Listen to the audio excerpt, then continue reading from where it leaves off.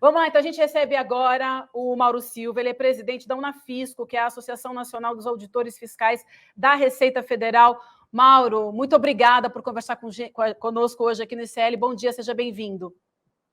Bom dia a todos, eu que agradeço a oportunidade. Acho que uma coisa importante que a gente precisa deixar claro aqui é que essas joias só não estão nas mãos da família Bolsonaro hoje por conta do trabalho dos auditores fiscais, que é um trabalho de gente concursada, não é um trabalho de gente indicada politicamente. É muito importante a gente frisar isso, né? Então, são funcionários que seguiram as leis, não cederam à pressão do ministro, nem do chefe da Receita Federal, nem do ajudante de ordens do presidente Bolsonaro e nem do próprio Bolsonaro. Eu queria só retomar aqui bem rapidamente que a 7ª tentativa partiu do gabinete do Bolsonaro, a 7ª tentativa de tentar reaver essas joias. Então, no dia 28 de dezembro de 2022, após 6 tentativas frustradas, o próprio Bolsonaro entra em ação. Ele envia um ofício ao gabinete da Receita Federal para solicitar que as pedras preciosas fossem destinadas à presidência da República. Mauro, você pode contar para a gente os bastidores de todas essas 8 tentativas e como é que os funcionários da Receita Federal conseguiram segurar essa pressão e até hoje fazer o que a lei manda, que é manter essas joias no Brasil, porque elas tinham que ser sido declaradas, pago o imposto ou então destinadas ao acervo da presidência da República e não do presidente. Bem, o que acontece, como você mesmo disse, é que os auditores são concursados e após 3 anos, os 3 anos iniciais, passam por uma avaliação e atinge a estabilidade. Aquilo que a PEC 32 queria acabar, né? Com a estabilidade do servidor público e, portanto, do auditor fiscal também. E com essa estabilidade, ele só pode ser demitido mediante um processo administrativo onde fique provado alguma atuação fora da lei. Agora, a atuação dentro da lei, protegendo o Estado brasileiro, não há motivo nenhum de preocupação com os auditores. E essa segurança que a estabilidade fornece ao auditor fiscal é que permitiu que tudo fosse feito conforme manda a lei. É curioso, viu, observar que se essas joias fossem de fato destinadas ao presidência da República, ao governo brasileiro, era só esperar de 4 a 6 meses que isso chegaria lá. Por quê? Porque seria dado perdimento a essas joias, né?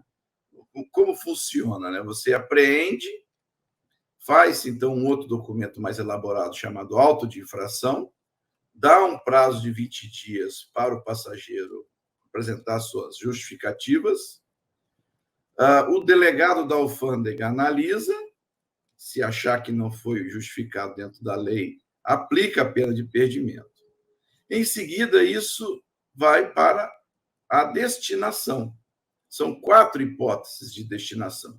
Destruição, se fizer mal para a população, se não for de interesse, o leilão, a incorporação ao patrimônio da União, definitivamente, ou a doação.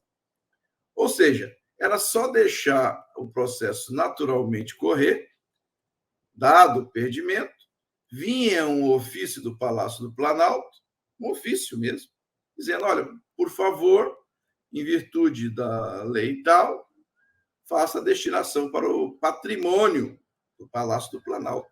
Então, certamente isso foi apreendido em outubro de 21, isso, em meados de 22, já estaria no Palácio do Planalto naturalmente, sendo o destino, claro, o patrimônio público. Se fosse o patrimônio público, esse caminho não precisava de pressão nenhuma.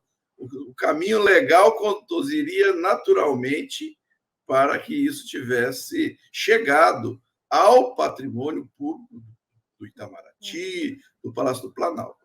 Mauro, bom dia, o Eduardo falando aqui, te agradeço muito, meu amigo, agradeço muito você estar presente aqui, sei que você está sendo super requisitado para as pessoas poderem entender.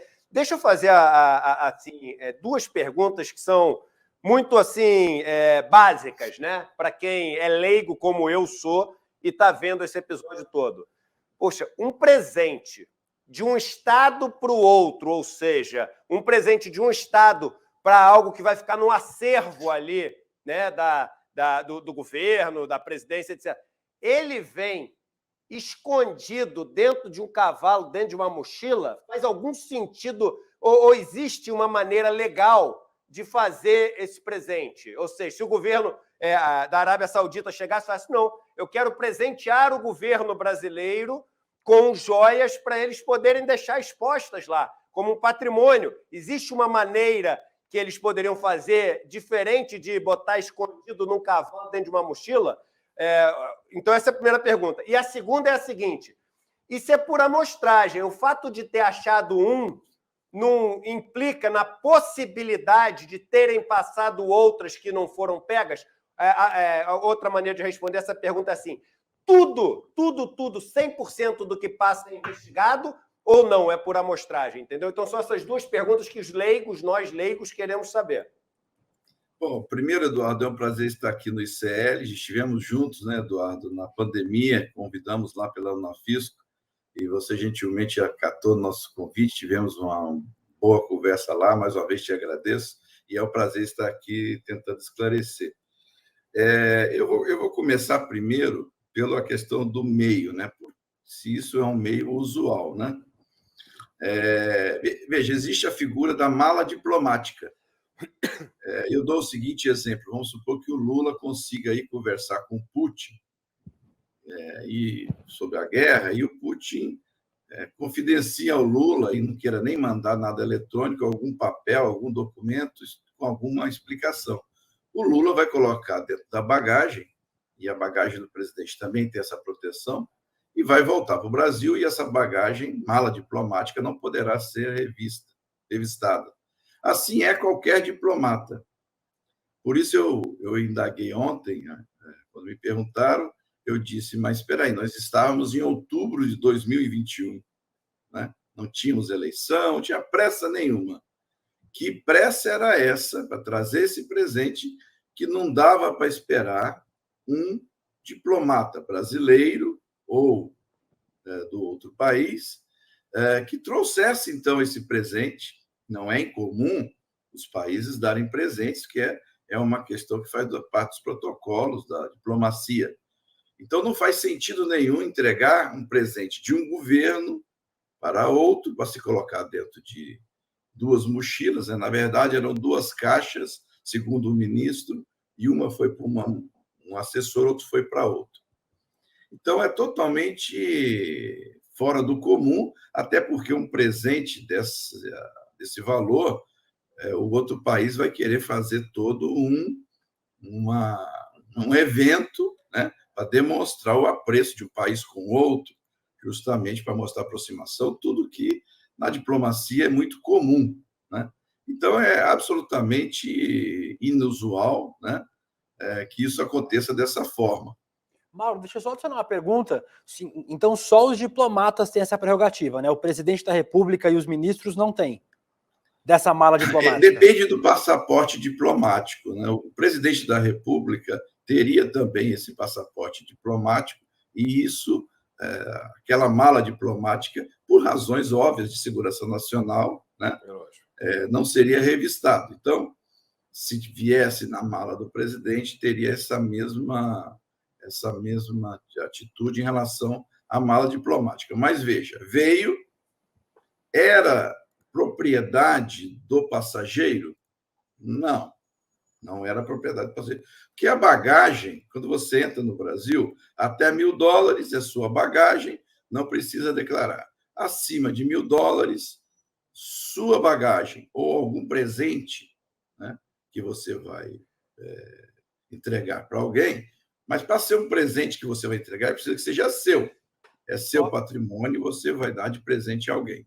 Eu vou dizer o seguinte, está me vindo à memória aqui, ele fez algumas vezes no governo, mas está me vindo mais ou menos nesse período. Eu lembro do Bolsonaro ter falado, porque ainda era pandemia, na final, já ele falando o seguinte, olha, e eu fiquei sabendo que estão inventando uma mentira sobre mim, vale a pena a gente tentar recuperar quando foi isso. Porque eu lembro que teve um período que ele falou, eu fiquei sabendo que estão inventando uma mentira sobre mim, que a qualquer momento vai... E não saiu nada. Entendeu? Vale a pena a gente recuperar isso. Porque a pergunta é, se o negócio foi feito de toda essa maneira acochambrada, assim, né, escondido, etc., e foi pego, o Bolsonaro deve ter ficado com medo ali desse negócio vazar, né? Então, mas só essa pergunta, pode ter passado mais coisa, Mauro, é por amostragem, sem eles terem pego, não? Eu vou explicar como funciona a seleção nos aeroportos, né? Eu até estava dizendo que às vezes você tem aquela ideia antiga, né, que a seleção é visual, né? Não é assim mais que funciona. Quando você embarca lá fora e faz o check-in lá fora, a Receita já sabe que você vai chegar, já sabe quantas malas você tem, se você é um passageiro frequente, vai acusar, e existe uma equipe de seleção, né? Baseada em alguns critérios, pode selecionar. Chegando aqui, as suas malas passam pelo raio-x, isso também a equipe de seleção observa, né? Então, a equipe de seleção é diferente da equipe de verificação física, justamente para dar impessoalidade. Olha, está me perseguindo. Não, eu estou te fiscalizando porque eu recebi aqui a informação por critérios que o grupo de seleção, que é um trabalho, então, de inteligência, fez e disse que você tinha que ser fiscalizado. É lógico que alguma situação visual ainda pode acontecer, mas é exceção, né? Então, o que pode ter acontecido? Uma joia como essa, no raio-x, chamou a atenção, né? E relógios são itens de uso pessoal. Uhum. Provavelmente, um relógio ou alguma abotoadura, que o raio-x não consegue detectar o material, não chamou a atenção da equipe de seleção e não orientou a equipe de análise física, né, para que fizesse, então, essa abordagem. Então, como veio na bagagem de pessoas distintas, segundo o relato feito, pode ser que o raio-x tenha visto o relógio, mas o relógio não tem grande interesse, não vira o grande interesse, então deixou passar, e a joia, pelo formato, já se viu que aquilo poderia ter um valor relevante e se selecionou para essa inspeção física de uma outra equipe. Então, por isso que pode ter acontecido de uma das caixas, porque o ministro disse que eram duas caixas, que uma foi para uma mochila e a outra foi para uma outra mochila, Mauro, ou bagagem. Tem uma pergunta que eu estou curiosa. No áudio do Bento Albuquerque, que a gente ouviu aqui no começo do programa, ele fala que ele recebeu no aeroporto esses pacotes e que ele não sabia o que tinha dentro do pacote. E a gente é orientado o tempo inteiro, né? A gente não pode carregar alguma coisa que você não sabe o que é. Pode ser qualquer coisa. Exatamente. Então, como é que um ministro recebe um pacote de uma autoridade, segundo ele, de outro país, coloca na mochila, 2 pacotes das mochilas e entra sem saber o que era? Que explicação que se dá para isso? A gente não tem que saber o que a gente carrega, ainda mais um ministro? Quem assiste aquelas séries Aeroporto são ótimas para esse tipo de coisa. Acho que o ministro, acho que o Mauro deve assistir também essas séries de aeroporto que passam nessas TVs a cabo, são ótimas para isso, que mostra, as pessoas têm que saber o que elas estão carregando. Todo mundo é orientado a não trazer nenhum pacote que te entregue. Agora, vamos também ali imaginar que, se de fato foi um funcionário de vamos nos basear na versão... E é saudita ou Emirados Árabes? Dá para ter certeza disso? Porque está uma confusão, porque o Bolsonaro falou que foi acertado com os Emirados Árabes. E o Bento Albuquerque fala que são os sauditas. E são 2 países completamente diferentes. Entendeu? Por isso que eu falo, eu não estou me comprometendo nisso por não ter essa certeza, que eu falo país estrangeiro, que é para não assumir esse risco. Quer dizer, se veio alguém, se identificou como um funcionário de um governo, se apresentou as devidas identificações, talvez ali o ministro tenha, vamos dizer, diminuído a resistência a trazer o pacote. Se assim foi, eu estou me baseando naquilo que ele disse, né? E aí colocou isso na bagagem, mas de forma totalmente irregular. Isso não poderia nunca ser considerado bagagem, que aí vem a história do se podia pagar ou não podia pagar, né? O imposto, né? que é 50% do que excede, e se você não declara, mais 50% se você pagar imediatamente. Né? Se ele pagasse, virava dele, do Bolsonaro. Ele, como funcionário público, pode ficar com um presente de não sei quantos milhões de dólares que ele ganha lá de fora? Pois é, então, isso que eu digo também. Isso também não pode, e até a questão dos relógios também.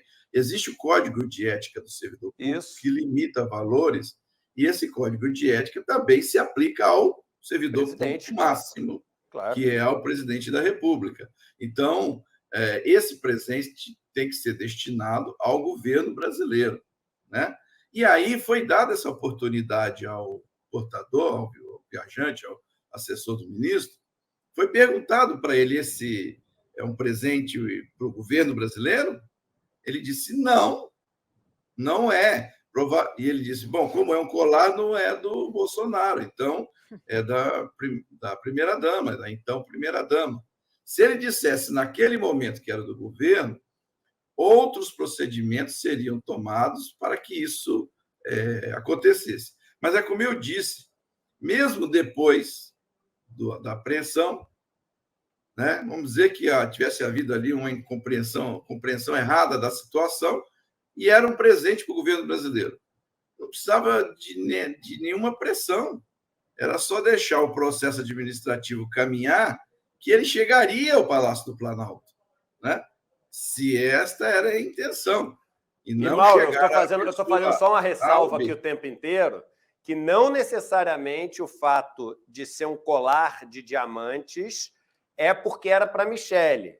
Porque é o seguinte, joias têm um valor, é igual dinheiro o negócio. Tem muita gente que não investe em ouro, por exemplo. Tem gente que tem ouro no cofre. Tem gente que tem diamante no cofre. Aí você está falando de filme, quantos filmes você vê que o pagamento é feito com aquela sacolinha que o cara derrama diamante? E não tem, as joias femininas são joias que carregam muito mais valor do que as joias masculinas. Então, se você quiser, por exemplo, pagar... Eu estou falando, por exemplo, se você quiser pagar uma propina de 50 milhões de reais, você dificilmente vai encontrar uma joia masculina que valha 50 milhões de reais. E vai encontrar um monte de joias femininas que valham isso, porque são joias colares e pulseiras gigantes. Então, eu só digo isso porque a gente fica usando a Michele o tempo inteiro, e toda vez que a gente cai no presente para a Michele, diminui o tamanho do absurdo, que é esse transporte de valor não declarado, escondido, malocado dentro do cavalo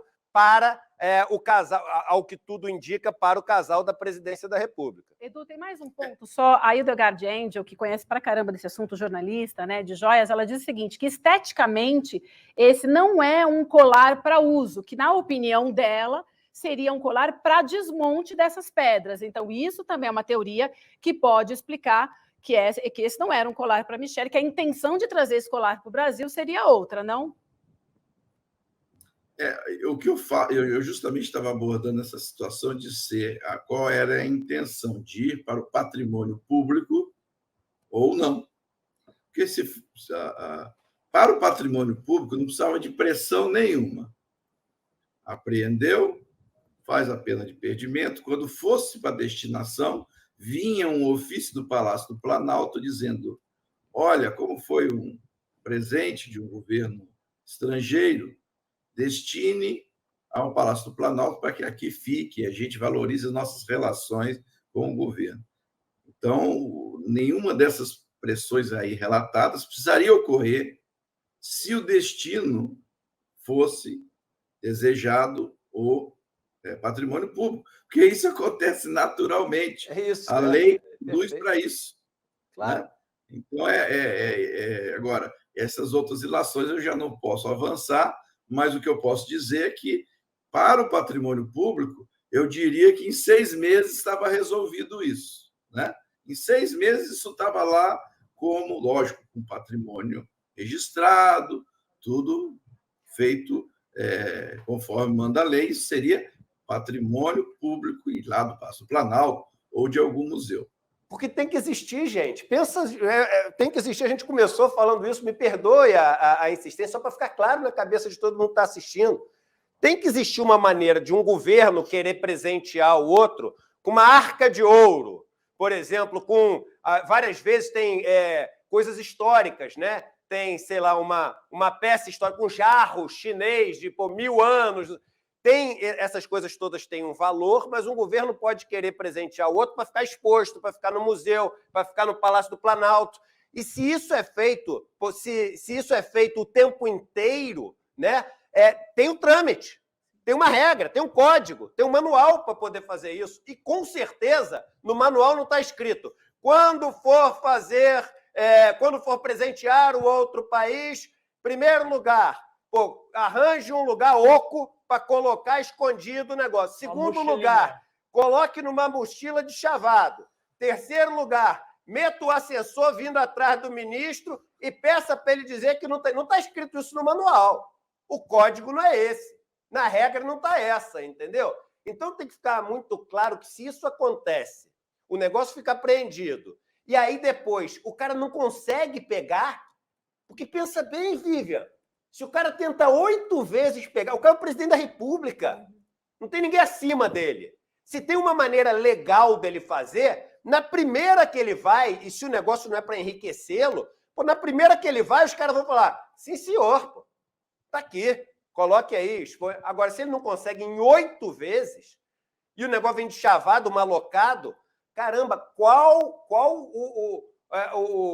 o tamanho da punição que esse cara vai tomar? Agora, o que me assusta é entrar hoje nos portais e isso já não é uma notícia. Isso me assusta. Isso me assusta. O que pode acontecer daqui em diante, Mauro? Eduardo, eu queria também fazer um comentário para que as pessoas entendam a importância do investimento em equipamentos na Receita Federal. Os raios-x, os scanners nos portos e aeroportos são fundamentais para esse tipo de coisa, o trabalho de inteligência que leva a chegar nisso. Então, quando um governo corta o orçamento da Receita que iria para adquirir scanners, nós estamos fragilizando o controle que é feito em defesa da indústria nacional e em defesa dos empregos aqui no Brasil.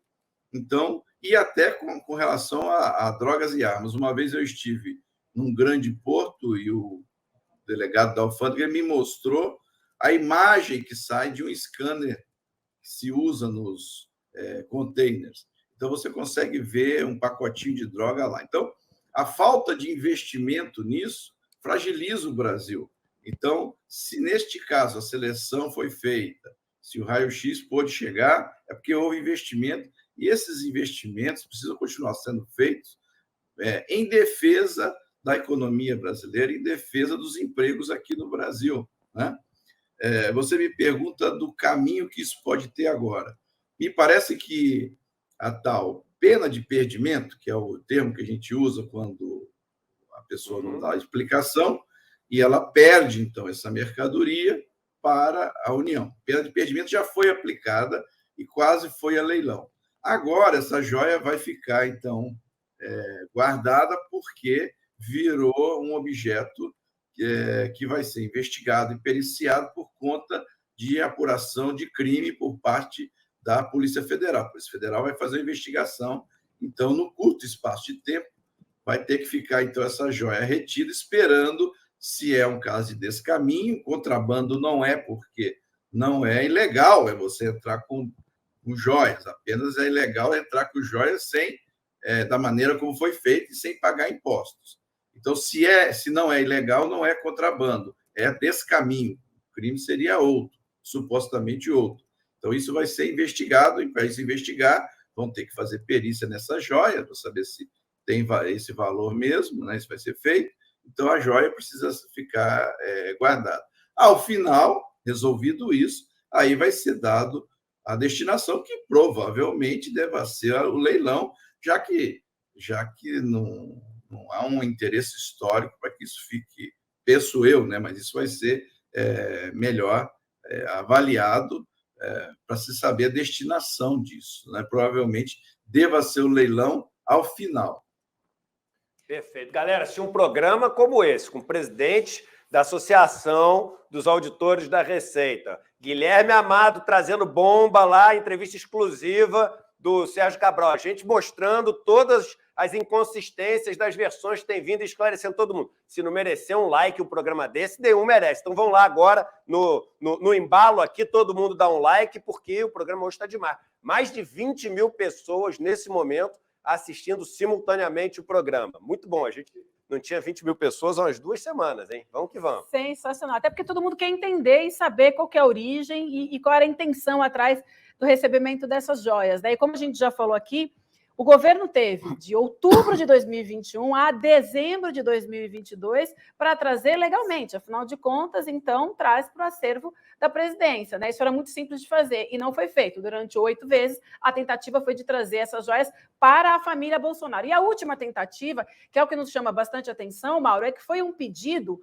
do assessor e do chefe, né, da ajudância de ordens da presidência da República, na época o tenente-coronel Mauro Cid, que a gente já conhece, que era ali o faz-tudo de Bolsonaro, envolvido em vários escândalos, e aí ele pede para que a FAB leve o primeiro sargento da Marinha, Jairo Moreiro da Silva, até São Paulo. O documento dizia que a viagem de Silva era para atender a demandas do senhor presidente da República daquela cidade. Está aí a foto do Cid. Como é que manda um avião da FAB, como última tentativa, 2 dias antes dele deixar a presidência, para trazer essas joias? A sorte que pegou é que realmente a auditoria faz um trabalho muito sério e ele foi bastante pressionado, aquele servidor que estava ali, e não cedeu. Aconteceram vários telefonemas e, apesar disso, ele não conseguiu trazer essa joia. Mas chama muita atenção o Cid ter feito esse pedido à FAB e enviado esse servidor, não, Mauro?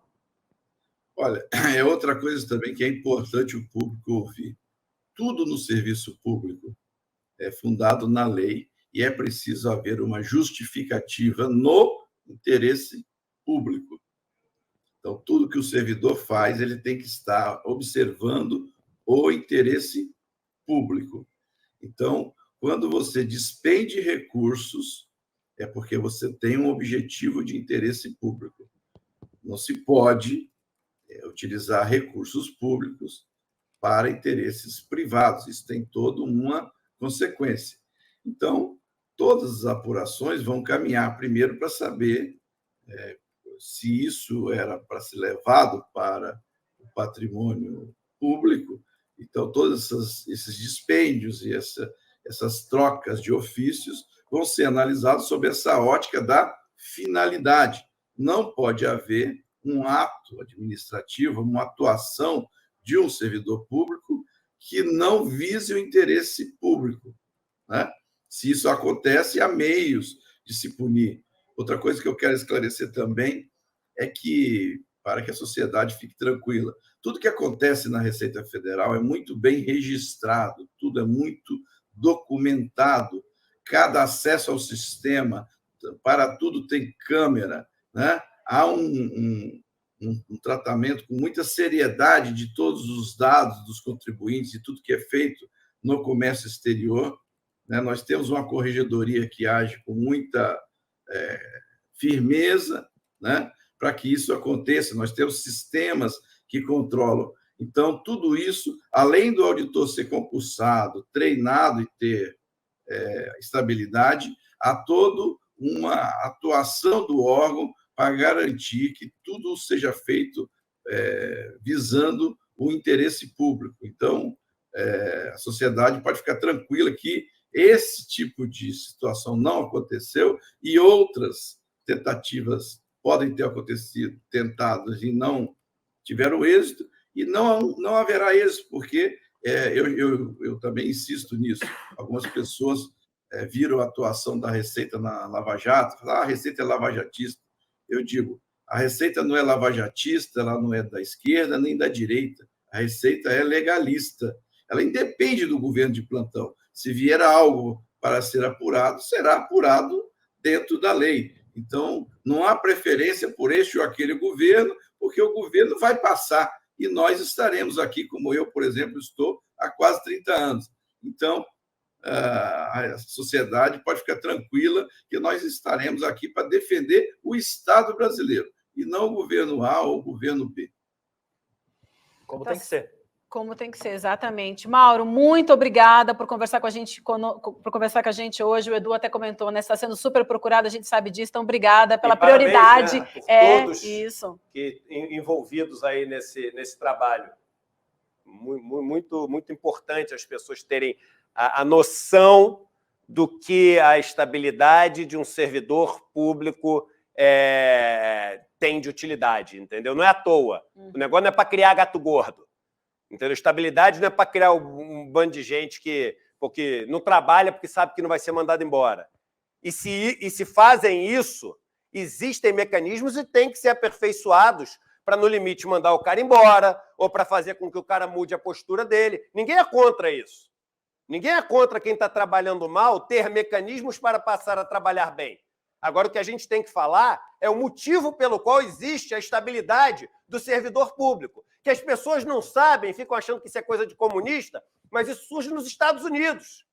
Isso surge nos Estados Unidos, porque nos Estados Unidos você passa a ter 2 partidos principais, democratas e republicanos, e começa a ter aquele risco de quando muda de um para o outro, você limpa e manda todo mundo embora para você ter só os seus. E aí você não consegue mais acumular conhecimento, você não consegue mais acumular procedimentos, você não consegue mais criar, né, uma rotina de trabalho, porque você não consegue construir mais nada, porque muda tudo. Então, nos Estados Unidos, o auge do capitalismo, surge a ideia da estabilidade do servidor público, para você criar uma construção de carreira que serve ao Estado e não ao governo. Então, é muito importante um caso como esse. É muito importante um caso como esse para as pessoas poderem entender a importância de alguém que sabe que está trabalhando para o Estado e não para o partido A ou para o partido B, como disse o Mauro aqui para a gente. Muito bom, Mauro. Perfeito. Mauro, muito obrigada. Bom dia para você e até uma próxima oportunidade. Mais uma vez, como o Edu falou, parabéns pelo trabalho de vocês. Eu que agradeço. Parabéns aí pelo ICL, pelo bom trabalho de vocês e estamos à disposição para qualquer esclarecimento. Muito obrigada.